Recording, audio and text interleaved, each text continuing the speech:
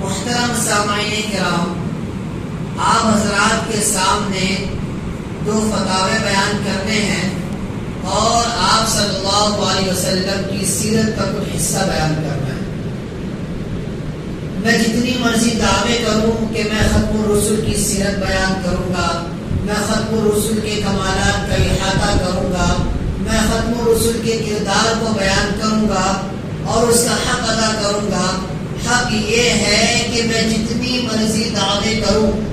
لیکن ختم الرسل کی سیرت بیان کرنے کا حق ادا نہیں کر سکتا، کیونکہ ہر شخص نے اپنے اعتبار سے نبی کی سیرت کو بیان کیا ہے، ان کے صحابہ کی سیرت کو بیان کیا ہے، لیکن کسی نے بھی سیرت کا حق ادا نہیں کیا، کسی نے بھی سیرت کا حق ادا نہیں کیا۔ محترم سامعین کرام، میں نے آپ حضرات کے سامنے قرآن کریم کی آیت تلاوت فرمائی ہے، اس کی روشنی میں کچھ چیزوں کو ظاہر کرنا چاہتا ہوں۔ آپ صلی اللہ علیہ وسلم اس دنیا سے 63 سال کی عمر میں اس دنیا سے کوچ کر کے گئے، اس دنیا کو الوداع کہا، اور 40 سال کی عمر میں آپ صلی اللہ علیہ وسلم کو نبوت سے سرفراز فرمایا گیا۔ اس 63 سالہ اور نبوت کے بعد 23 سالہ جو زندگی ہے، اس زندگی میں کبھی بھی ہمارے نبی صلی اللہ علیہ وسلم نے جھوٹ نہیں بولا، اور اس زمانے میں نبوت کے بعد کا اور وصال سے قبل کا جو 23 سالہ زمانہ ہے، اس زمانے میں ہمارے نبی نے جو بھی بات ارشاد فرمائی وہ وحی ہوا کرتی تھی۔ وَمَا يَنْطِقُ عَنِ الْهَوَىٰ، کہ نبی اپنی جانب سے کوئی بات بیان نہیں کرتے، إِنْ هُوَ إِلَّا وَحْيٌ يُوحَىٰ، جو بھی کچھ بولتے ہیں، جو بھی عرض کرتے ہیں، جو بھی ارشاد فرماتے ہیں، وہ اللہ کی جانب سے وحی ہوتی ہے، وہ اللہ کی جانب سے وحی ہوتی ہے۔ تو بات اور فتاوے کو بیان کرنے سے پہلے ایک بیک گراؤنڈ بنانا ہے اور ان کے ایک اصحاب کا ذکر کرنا ہے۔ ایک صحابی ہے عبداللہ بن مسعود رضی اللہ تعالیٰ عنہ، ابھی وہ ایمان نہیں لائے تھے اور وہ عقبہ کا غلام، عقبہ کی زندگی میں عقبہ کا وہ کیا بکریاں چلایا کرتے تھے۔ آپ صلی اللہ علیہ وسلم جب عبداللہ بن مسعود رضی اللہ تعالیٰ عنہ عقبہ کی بکریاں چلایا کرتے تھے، کون عقبہ؟ اسلام کا سب سے بڑا دشمن، اور اس کا ایک واقعہ بیان کیا جاتا ہے کہ ایک مرتبہ ابو جہل نے کہا، آپ صلی اللہ علیہ وسلم مکہ میں نماز پڑھ رہے تھے، ابو جہل نے دیکھا تو ابو جہل نے اعلان کیا کہ کون وہ شخص ہے جو محمد صلی اللہ علیہ وسلم کے گردن پر اوجری لا کر رکھے، تو سب سے پہلے جس نے لبیک کہا تھا وہ عقبہ تھا۔ وہ اپنے گھر پہ گیا اور اس نے اونٹ کو ذبح کیا، ذبح کرنے کے بعد اس کی اوجری کو، اس کی جو پیٹ کو بولتے ہیں اوجری، اس اوجری کو آپ صلی اللہ علیہ وسلم کے گردن پر لا کر رکھ دیا۔ اس بات سے آپ اندازہ لگائیں کہ اسلام کا اور آپ صلی اللہ علیہ وسلم کا عقبہ کتنا بڑا دشمن ہو۔ تو اس کے انڈر میں کون کام کیا کرتے تھے؟ عبداللہ بن مسعود رضی اللہ تعالیٰ عنہ کام کیا کرتے تھے۔ تو بکریاں ایک مرتبہ وادی میں بکریاں چلا رہے تھے اور ایک بغل میں ان کا ایک راستہ تھا جس راستے سے لوگ آنا جانا کر رہے تھے، وہی بکریاں چلاتے تھے۔ ایک مرتبہ دیکھ رہے ہیں کہ عبداللہ بن مسعود بکریاں چلا رہے ہیں اور سامنے سے دو نورانی چہرے والے آدمی آ رہے ہیں، اتنا خوبصورت نورانی چہرہ ہے کہ نظر نہ ہٹے۔ عبداللہ بن مسعود کبھی ادھر دیکھتے ہیں، ادھر مائل ہونے کی وجہ سے بکریوں سے دھیان ہٹ جاتا ہے، تو اس کو ڈر ہوتا ہے کہ بکریاں ادھر ادھر ہو گئی تو میں عقبہ کو جواب کیسے دوں گا۔ عقبہ ایک ظالم شخص ہے، کہیں ان کو دیکھنے کی وجہ سے، ان کی زیارت کی وجہ سے میرے اوپر کوئی وبال نہ آ جائے، تو کبھی بکریوں کو دیکھتا، کبھی ان چہروں کو دیکھتا، حتیٰ کہ کچھ دیر کے بعد اسے احساس ہوا اور اس نے محسوس کیا کہ وہ نورانی چہرے والے جو دو چہرے والے دو شخص ہیں وہ میرے پاس ہی آ رہے ہیں۔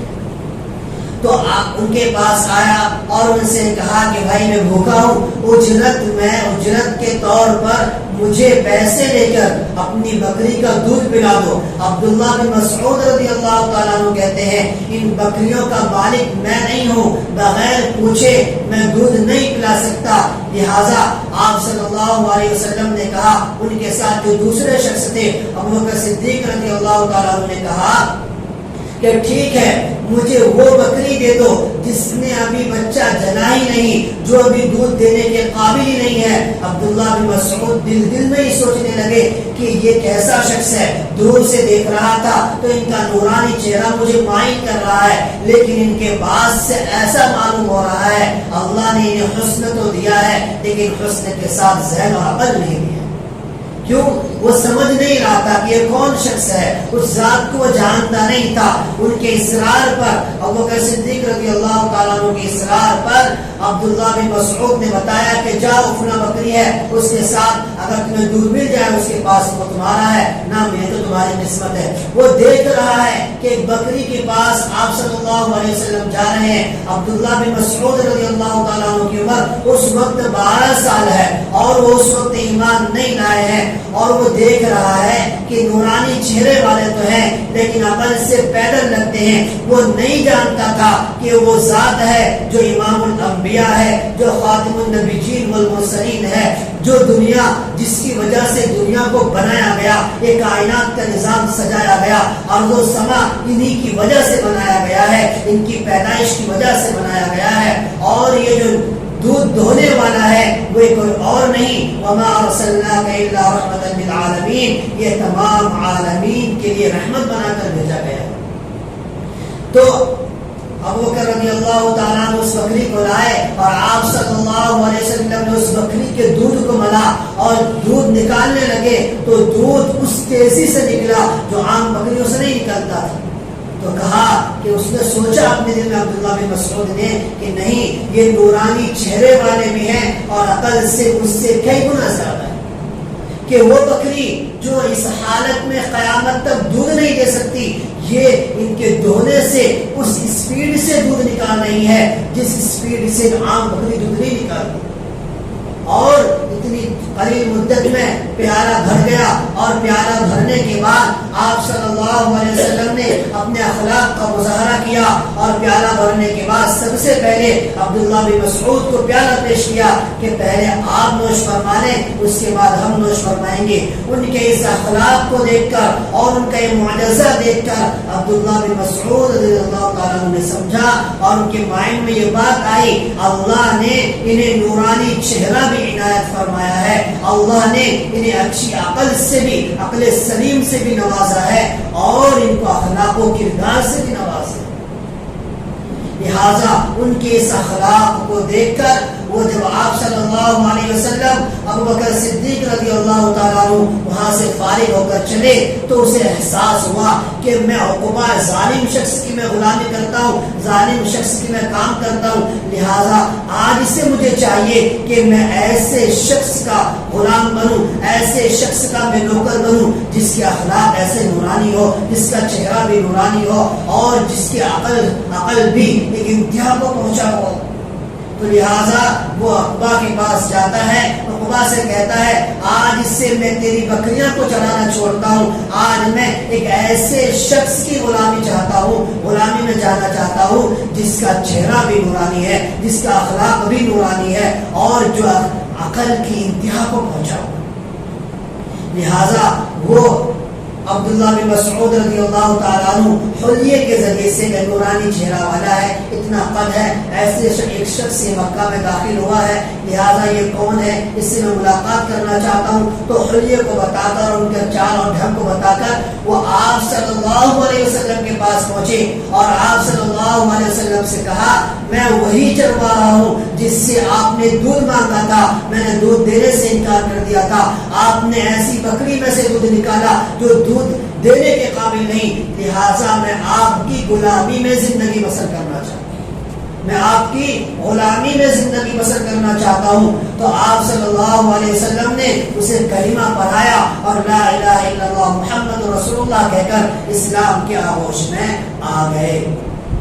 تاریخ کی کتابوں میں اور عبداللہ بن مسعود کے زمانے میں یہ بات ملتی ہے کہ عبداللہ بن مسعود رضی اللہ تعالیٰ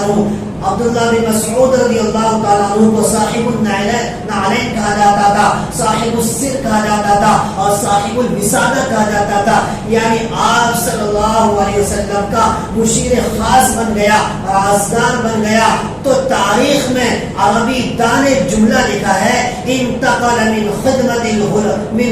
الغنم الى سید الامم، کہ